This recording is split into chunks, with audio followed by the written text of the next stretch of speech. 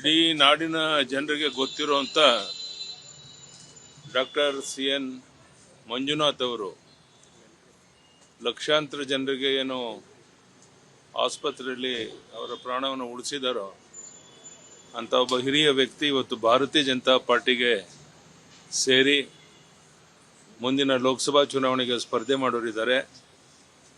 ಅವ್ರಿಗೆ ಬಹುಶಃ ಅಂಥ ವ್ಯಕ್ತಿಗಳು ಚುನಾವಣೆಗೆ ನಿಂತಾಗ ಸರ್ವಾನುಮತದಿಂದ ಆಯ್ಕೆ ಮಾಡಿ ಕಳಿಸ್ಕೊಡ್ಬೇಕಾದಂಥ ಒಬ್ಬ ಹಿರಿಯ ವ್ಯಕ್ತಿ. ಚುನಾವಣೆ ರಾಜಕಾರಣ ಅನಿವಾರ್ಯ. ಅವರಿವತ್ತು ಬಂದದ್ರಿಂದ ನಮ್ಮ ಪಕ್ಷಕ್ಕೆ ದೊಡ್ಡ ಶಕ್ತಿ ಕೊಟ್ಟಂತಾಗಿದೆ. ನರೇಂದ್ರ ಮೋದಿ ಅವ್ರ ಜೊತೆಗೂ ಸಹ ಮೊನ್ನೆ ಈ ಥರ ಅವ್ರು ಸೇರ್ತಿರೋದ್ರ ಬಗ್ಗೆ ತುಂಬ ಅವ್ರು ಸಂತೋಷ ಪಟ್ಟರು.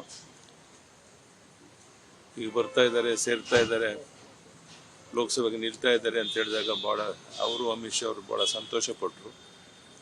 ಅಂಥ ಒಬ್ಬ ಹಿರಿಯ ವ್ಯಕ್ತಿ ಇವತ್ತು ನಮ್ಮ ಪಕ್ಷಕ್ಕೆ ಸೇರ್ತಾ ಇರುವಂಥದ್ದು ತುಂಬ ಸಂತೋಷ ಸಂಗತಿ. ಅವರಿಗೆ ಈ ನಾಡಿನ ಜನರ ಪರವಾಗಿ, ಪಕ್ಷದ ಪರವಾಗಿ ಅವ್ರನ್ನ ಸ್ವಾಗತ ಮಾಡ್ತೇನೆ. ಅವರು ನಿಮ್ಮ ಕುರಿತು ನಾಲ್ಕು ಮಾತಾಡ್ತಾರೆ. ನಾನು ಸುದೀರ್ಘವಾಗಿ ಈ ಹೃದ್ರೋಗ ಕ್ಷೇತ್ರದಲ್ಲಿ, ವೈದ್ಯಕೀಯ ಕ್ಷೇತ್ರದಲ್ಲಿ ಒಂದು ಕ್ರಾಂತಿಕಾರಿ ಬದಲಾವಣೆಯನ್ನು ತಂದಿದ್ದೇವೆ.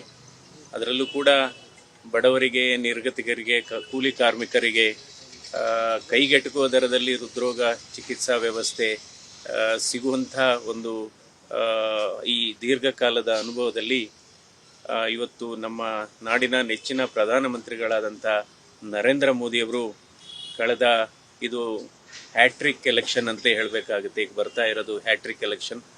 2014 ಆಯಿತು, 19 ಆಯಿತು, ಈಗ 2024ರಲ್ಲಿ.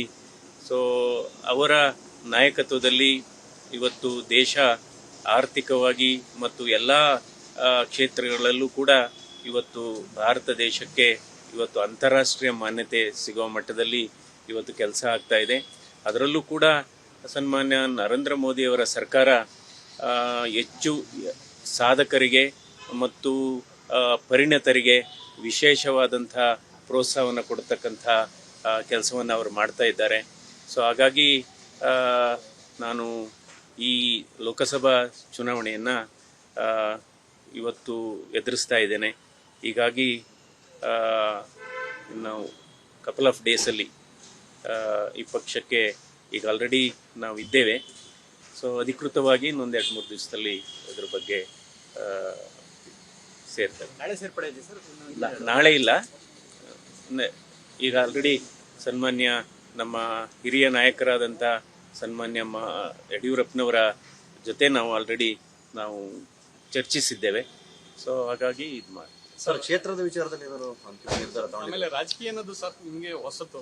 ಸೊ ಯಾವ ರೀತಿ ನೀವು ವೈದ್ಯಕೀಯ ಕ್ಷೇತ್ರದಿಂದ ರಾಜಕೀಯ ಅಂದರೆ ನಾನು ರಾಜಕೀಯ ಆಯಿತು, ಇದು ಲೋಕಸಭಾ ಚುನಾವಣೆ ಅಂದರೆ ರಾಜಕೀಯನೇ.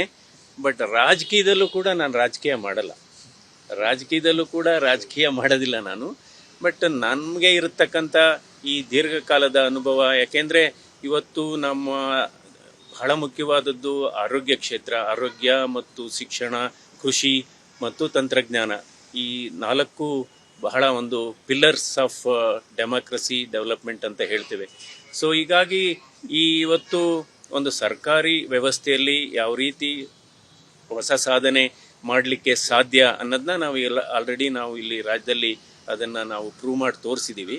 ಇದನ್ನು ನಾವು ರಾಷ್ಟ್ರ ಮಟ್ಟದಲ್ಲಿ ಒಂದು ಬದಲಾವಣೆ ತಂದು, ಯಾಕೆಂದರೆ ನನಗೆ ಕಳೆದ ಸುಮಾರು 2-3 ವಾರದಿಂದ ಪಕ್ಷಾತೀತವಾಗಿ ಎಲ್ಲ ವರ್ಗದ ಜನರು ಕೂಡ, ಅದರಲ್ಲಿ ತಜ್ಞರಿದ್ದಾರೆ, ಅದರಲ್ಲಿ ಮಧ್ಯಮ ವರ್ಗದ ಜನರಿದ್ದಾರೆ, ಅದರಲ್ಲಿ ಕೃಷಿಕರಿದ್ದಾರೆ, ಅದರಲ್ಲಿ ವೈದ್ಯರಿದ್ದಾರೆ.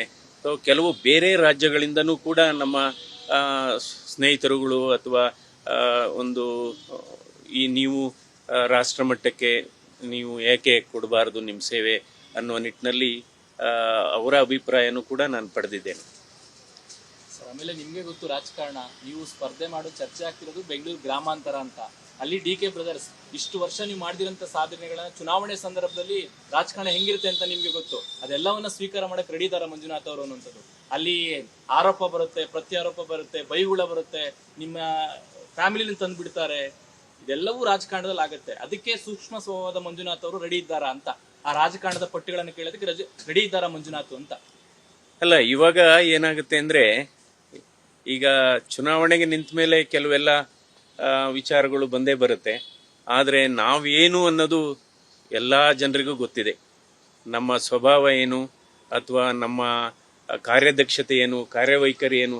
ಯಾಕೆಂದ್ರೆ ಆರೋಗ್ಯ ಕ್ಷೇತ್ರ ಕೂಡ ಅತಿ ದೊಡ್ಡ ಸಮಾಜ ಸೇವಾ ಕ್ಷೇತ್ರ.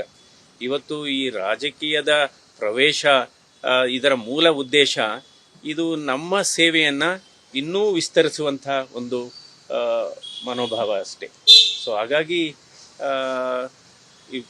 ಇದೆಲ್ಲ ಏನಾಗುತ್ತೆ ಅಂದರೆ, ಈ ಚುನಾವಣೆ ಪ್ರಕ್ರಿಯೆ ಸಹಜವಾಗಿ ನಿಮಗೆಲ್ಲ ಗೊತ್ತಿದೆ ಯಾವ ರೀತಿ ಎಲ್ಲ ನಡೆಯುತ್ತೆ ಅಂತ. ಬಟ್ ಆದರೆ ನಾವು ಇವತ್ತು ನರೇಂದ್ರ ಮೋದಿಯವರ ಜನಪ್ರಿಯತೆ ಹಾಗೂ ಹಿರಿಯವರಾದಂಥ ನಮ್ಮ ಸನ್ಮಾನ್ಯ ಯಡಿಯೂರಪ್ಪನವರ ನಾಯಕತ್ವ ಹಾಗೂ ಕೂಡ ಸನ್ಮಾನ್ಯ ಎಚ್ ಡಿ ದೇವೇಗೌಡರ ಮತ್ತು ಕುಮಾರಸ್ವಾಮಿ ಅವರ ನಾಯಕತ್ವ ಮತ್ತು ಅವರ ಸಲಹೆಗಳು, ಸೊ ಎಲ್ಲ ಒಟ್ಟಾರೆಯಾಗಿ ಕೆಲಸ ಮಾಡತಕ್ಕಂಥ ಒಂದು ಕಾರ್ಯಕ್ಷೇತ್ರ ಈ ಲೋಕಸಭಾ ಚುನಾವಣೆ ಆಗಿದೆ. ಸೊ ಹೀಗಾಗಿ ಎಲ್ಲ ರೀತಿ ಎದುರಿಸಲಿಕ್ಕೆ ಮಾನಸಿಕವಾಗಿ ಕೂಡ ಸಿದ್ಧನಾಗಿದ್ದೇನೆ. ಅನುಕ್ಷಣದ ಸುದ್ದಿಗಳಿಗಾಗಿ ವಿಸ್ತಾರ ನ್ಯೂಸ್ ಯೂಟ್ಯೂಬ್ ಚಾನೆಲ್ ಸಬ್ಸ್ಕ್ರೈಬ್ ಮಾಡಿ. ಹೊಸ ಸುದ್ದಿಗಳ ನೋಟಿಫಿಕೇಶನ್ಗಾಗಿ ಬೆಲ್ ಐಕಾನ್ ಕ್ಲಿಕ್ ಮಾಡಿ. ಲೇಟೆಸ್ಟ್ ಅಪ್ಡೇಟ್ಸ್ಗಾಗಿ www.vistaranews.com ವೆಬ್ಸೈಟ್ಗೆ ವಿಸಿಟ್ ಮಾಡಿ. ಅಂಗೈಯಲ್ಲೇ ಜಗತ್ತಿನ ಸುದ್ದಿ ತಿಳಿಯಲು ವಿಸ್ತಾರ ನ್ಯೂಸ್ ಕನ್ನಡ ಆಪ್ ಡೌನ್ಲೋಡ್ ಮಾಡಿ.